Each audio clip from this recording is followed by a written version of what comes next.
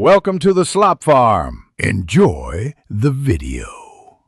In this video, I will show how to use the contact form in WordPress. Install and activate a form plugin, create a new form, add fields like name, email, message, and a submit button.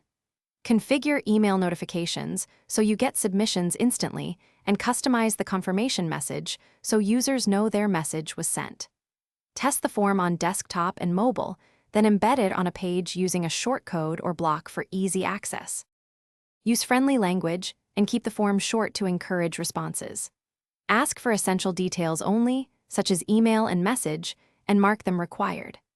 Add optional fields sparingly, and use a visible but unobtrusive CAPTCHA or honeypot to prevent spam.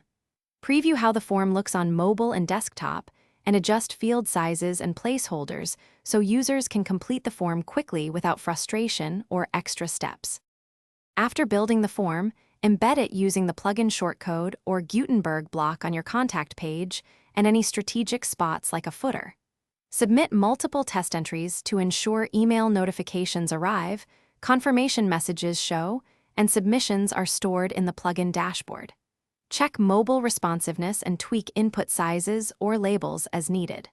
Finally, set up a simple autoresponder or redirect to a thank you page to improve user experience and tracking. Thanks for watching. Consider subscribing if we helped you today.